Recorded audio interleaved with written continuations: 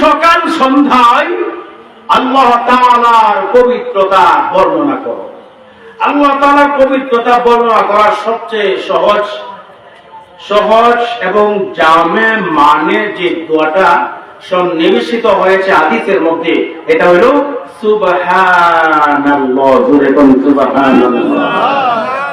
এই সুবহানাল্লাহ পাঠ করা দ্বারা এটার দ্বারা আল্লাহ রাব্বুল আলামিনের পবিত্রতা বর্ণনা করা হয়।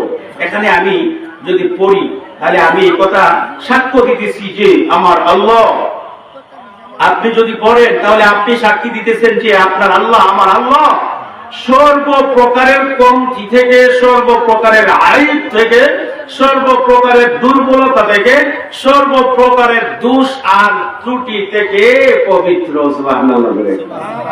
আর এই কথাটা সাক্ষ্য দেওয়ার জন্য আমাদেরকে আদেশ করেছেন আমাদের মহান আল্লাহ। প্রথম আয়াতে আল্লাহ বলতেছেন বেশি বেশি করে আল্লাহ পাকের জিকির করো, আর পরের আয়াতে বলতেছেন যে সকাল সন্ধ্যায় আল্লাহ তাআলার পবিত্রতা বর্ণনা করো, অর্থাৎ সকাল সন্ধ্যায় সুবহানাল্লাহ পাঠ করো। সুবহানাল্লাহ। ইয়া আইয়ুহাল্লাযীনা আমানু যকুরুল্লাহা যিকরান কাসীরা। হে ঈমানদার, ঈমানওয়ালা নরনারী, তোমরা তোমাদের আল্লাহকে বেশি বেশি করে স্মরণ করো। ওয়াসাব্বিহুহু বুকরাতাও ওয়া আসীলা। এবং সকাল সন্ধ্যায় তোমরা তোমাদের আল্লাহর পবিত্রতা বর্ণনা করো। প্রথম কথা হলো আল্লাহ রাব্বুল আলামিনের জিকির বেশি বেশি করার দরকার আছে না নাই? আল্লাহ রাব্বুল আলামিনের পবিত্রতা সকাল সন্ধ্যায় বর্ণনা করার দরকার আছে না নাই? কারণ সকালটা যে আমরা পাইতেছি, তিমির আধারকে ভেদ করে, আধারকে ছিদ্র করে, তিমির আধারকে দূর করে দিয়ে সূর্য মামা পূর্ব দিকে সকালে হাসি মেরে ওঠে আর পুরাটা পৃথিবী আলোকিত হয়ে যায়। কার হুকুমে সুরে কোন?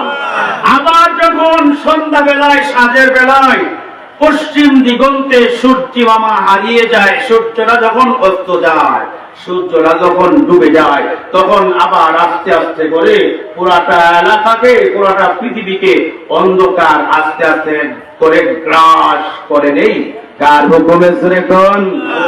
যে আল্লাহ সকাল দিল, যে আল্লাহ সন্ধ্যা দিল, সেই আল্লাহর তাসবিহাত সকাল বিকাল যদি পাঠ না করি, সে আল্লাহর পবিত্রতা যদি সকাল বিকাল পাঠ না করি, তাহলে আর কার পবিত্রতা আমরা পাঠ করব? আর যে আল্লাহ আমাকে সৃষ্টি করেছেন, যে আল্লাহ আমাকে লালন পালন করেন, যে আল্লাহর হাতে আমার হায়াত, যে আল্লাহর হাতে আমার মওত, যে আল্লাহ আমার রিজিকের ব্যবস্থা করেন, যে আল্লাহর হাতে আমার মওত রয়েছে, যে আল্লাহ ইজ্জতের মালিক, যে আল্লাহ বেইজ্জতি করার মালিক, যে আল্লাহ ক্ষমতা দেওয়ার মালিক, যে আল্লাহ ক্ষমতা ছিনিয়ে নেওয়ার মালিক, যে আল্লাহ ছেলে দেওয়ার মালিক, যে আল্লাহ মেয়ে দেওয়ার মালিক, যে আল্লাহ ছেলে মেয়ে দুটা দেওয়ার মালিক, যে আল্লাহ ছেলেও দেন না মেয়েও দেন না, সকল ক্ষমতা যে আল্লাহর হাতে, সে আল্লাহ রাব্বুল আলামিনকে বেশি বেশি করে যদি স্মরণ না করি, তাহলে স্মরণ করবোটা আমরা কাকে? আল্লাহকে বেশি বেশি স্মরণ করা এবং সকাল সন্ধ্যা আল্লাহ তাআলার তাসবিহাত পাঠ করার দরকার আছে না নাই? জোরে কোন? আরো জোরে কোন? আছে না?